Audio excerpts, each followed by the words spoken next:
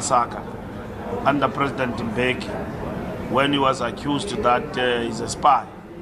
There was a commission of inquiry. When there was Marikana, the same Jacob Zuma, who's encouraging people because of his hatred for President Ramaphosa, encouraging people to march in vain for nothing, established a commission under Marikana, which decided that Ria Pierre, as a commissioner of police, must actually step aside. President Ramaphosa has done that in the constitutional democracy to investigate, to establish the root cause of this. And when the commission comes with its recommendations, the president will be expected to implement. The same Jacob Zuma, who's marching today, established a commission for General Kele. General Kele was removed as a commissioner of police precisely because of allegations that were made, a matter that was overturned by the court, a commission that Zuma established, which was chaired by Judge Mulo. So this is nothing new. And if anyone has got an alternative option, I've heard people saying, we have heard, like all South Africans, that the easy route is for people to be arrested, but you don't arrest people without evidence. This is not a banana republic. Things must be processed, and then once processed under the principles of our jurisprudence that guide us, then on the basis of that, you then charge at individuals, and at the same time, the law will then prevail. So there are no shortcuts to this. And this commission has got broad terms of reference to look at the policing in our country and all the allegations and what can be done. After every 3 months, we'll get a preliminary report with specific recommendations, but equally the commission can make recommendation on anyone, on anything, whilst it is in session. That's what is encouraging. And matters now are before the commission, and they will then be processed in that particular context. We support the upholding of the rule of law. Thank you very much, my sister. Thank you. Lindsay Dentliner, Eyewitness News. Mr. Mbalula, a big vote on the budget appropriation bill coming up in Parliament this week. Are there discussions with your GNU partners to make sure that this doesn't stall? And then related to the Western Cape, this is a troubled province for the party.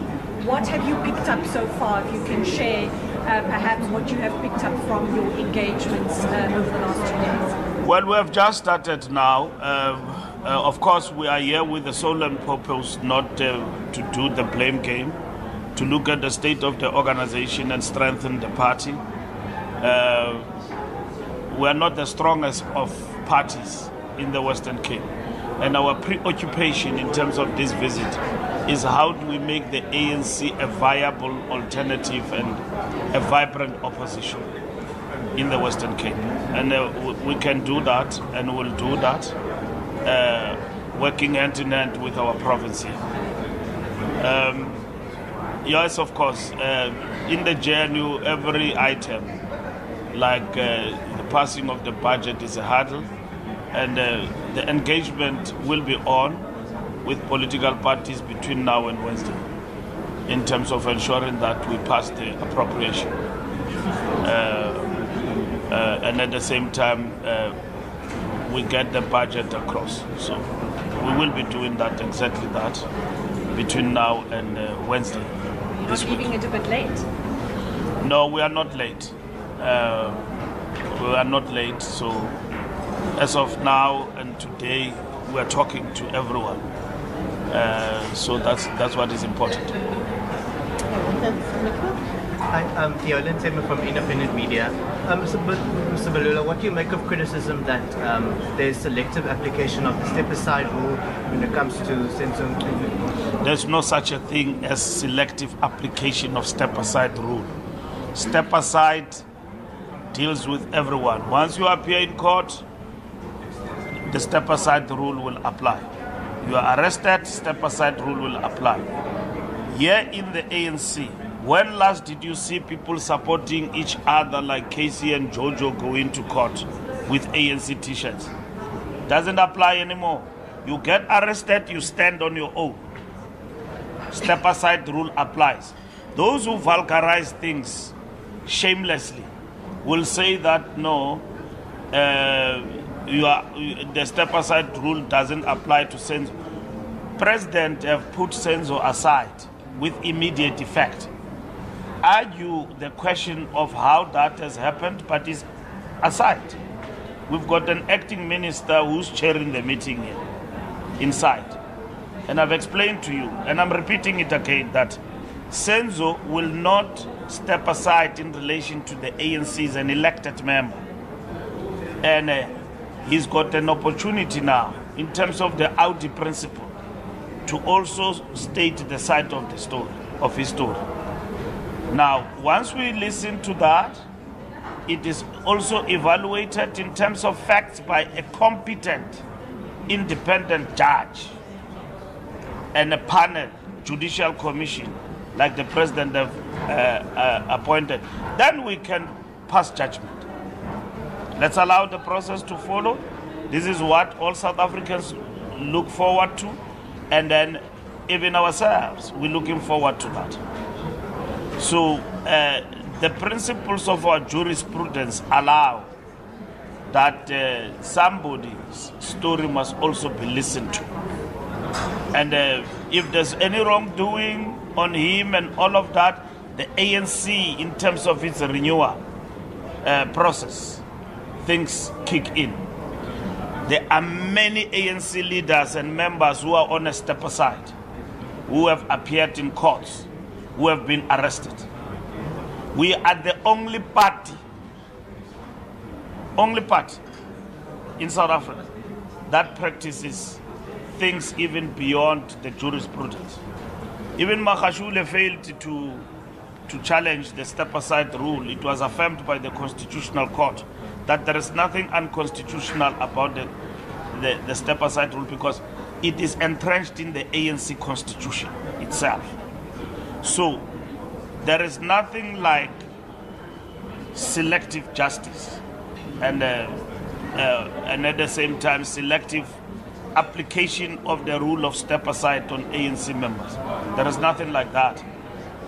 If you are arrested, you appear before the courts, even before you appear before the courts, once you are arrested, you step aside. So there are many members of the ANC who have actually been affected by this rule. Nobody else. All political parties in this country, you get arrested, you still stay on as a member. They only apply presumption of innocence. They don't apply other rules. The ANC, presumption of innocence, but over and above that, in terms of our constitution, we implement the step-aside rule for members of the ANC who are facing challenges of being chased by law enforcement. ENCA? From ENCA. In Poland yesterday, your president was there. Some of the issues that were raised by the branches and the region are long-standing in terms of rebuilding the party in the Western Sahara. Why is it difficult to get this trust off the ground? And if the reports you are getting across all 6 regions that you need to intervene, would you do that as the ANC? We are here for that. Reports are being presented inside now as I'm speaking to you. Tomorrow we will meet and process decisions of what must happen in terms of the reports that come from the regions. We will. There are a number of things which I don't want to. We will give you a feedback about the outcome of that NWC and the interventions we're going to make in the Eastern Cape. So there is definitely going to be action on issues that are raised to strengthen and strengthen the African National Congress in the Western Cape. Good question. Very last So one. we would like to know if the meetings of the formal liberation movements will continue. The Former Liberation Movement Week is this coming week, and it's a big weekend. All the former liberation movements will be here. As you know that we are chairing the former liberation movements as the ANC. All presidents of MPLA, SWAPO, Chama Chama Pendus, ZANU-PF, African National Congress, Frelimo will be here. And the Secretary Generals will also be here, followed by the party leagues will all be here, and then to chart the way forward. So this coming weekend, weekend enkulu ke le kuthi singumbutho wesizwe olwela inguqu nedaba eMzantsi Afrika. So all liberation movements, not former, liberation movements will be here in Southern Africa. And also there will be other sister parties all over Africa, Algeria and so on. Will be here to attend the former liberation movement's political summit. Thank you very much. So this going ahead. Thank you very much, SG. En go. Your colleagues. Ek wil graag sê vir jou, ek praat suiwer Afrikaans.